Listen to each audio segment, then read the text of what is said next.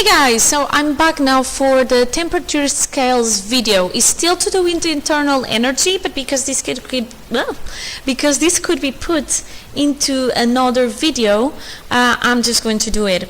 Alright, so there are three different temperature scales that I want you to know about. There's Fahrenheit, Celsius, and Kelvin.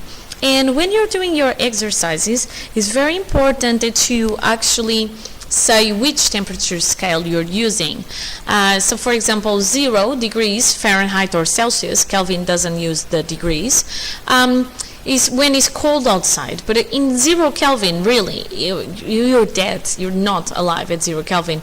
The same when we think about 100 degrees. So 100 degrees is really, really hot outside for Fahrenheit, is way too hot for you, so you would be dead for Celsius. And then Kelvin, you would be dead as well, okay? So this is how you change between temperature scales. If you want to go from Kelvin to Celsius, or actually Kelvin, it's going to be the temperature in Celsius plus 273.15. Oh my God, I'm so tired. So Kelvin is going to be the temperature in Celsius plus 273.15. So that means that if I have, for example, 0 Kelvin, I'm at minus 273.15 Kelvin. The universe, for example, is at 3 Kelvin. So is at minus 270 degrees Celsius, okay? Room temperature is going to be about 300 Kelvin, for example. Then if I want to go from temperature in degrees Celsius to Fahrenheit, this is what I can do. The temperature in Celsius is 5/9 of the temperature in Fahrenheit minus 32, and obviously if I want to go from Fahrenheit to degrees Celsius, or degrees Celsius to Fahrenheit actually, I do 9/5 times the temperature in degrees Celsius plus 32, okay? So this is how you convert from one to the other. You actually only need the first two ones, and then you automatically know how you get from degrees Celsius to Fahrenheit.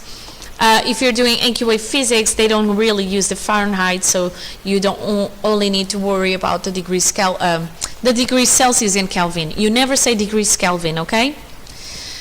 So there is always heat being transferred from the hottest object to the coldest object, okay, until you have both objects with the same temperature, which is known as thermal equilibrium. So whichever temperature scale I use, if there is a difference in temperature, then I'm going to have energy being transferred, okay? So let's go into a little bit more detail. This Kelvin temperature scale, the Kelvin one, is kind of new now, and I'm going to focus a little bit about it, okay? So I have here again the conversion between Celsius to Kelvin, or actually Kelvin to Celsius, okay? And I have here the scale where I have the absolute scale for Kelvin, because Kelvin is the actual, absolute scale. So that means that if I have 0 Kelvin, and again, I don't say degrees Kelvin, so it goes 0K, is the absolute 0, okay?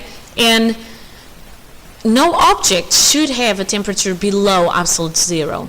The reason why I say should is because, that's the very minimum you can reach, although in experiments, I think it was last year, scientists were able to reach negative Kelvin, which, before we said that cannot happen.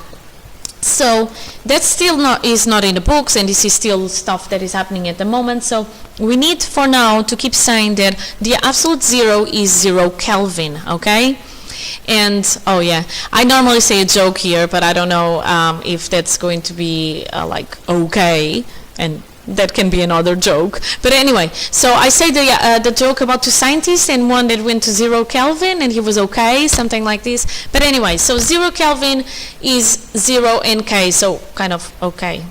Alright, at absolute 0, the particles stop vibrating, as I told you in the last video, and the object has a minimum internal energy. That was so awkward just before. And then, if we measure the temperature, and we have the absolute 0, so minus 273 degrees Celsius, or okay, if I have the temperature, it doesn't matter which gas I'm going to have.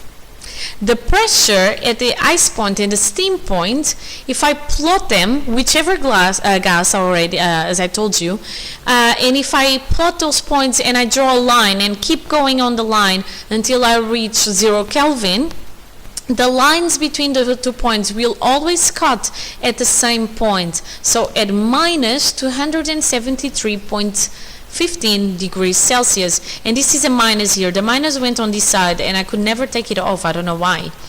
So regardless of how much and how which gas I'm using, okay, so this is something that happens at all times. That's kind of why I say is the absolute zero. Okay. All right, I'm gonna stop with this joke because it's actually not that funny, but it's so funny that it's not funny. No, actually so not funny that it becomes funny. That's what I meant. Anyway, if you want to practice some questions on internal energy and temperature scales, these are some questions, and there are the answers for the ones where you actually get numbers, okay? The other ones, you get the answers if you actually go on my video and just listen to when I'm saying the actual science, you know, in between a Kelvin joke or not. So that's it for today. Keep happy and healthy, and I see you in another video. Goodbye!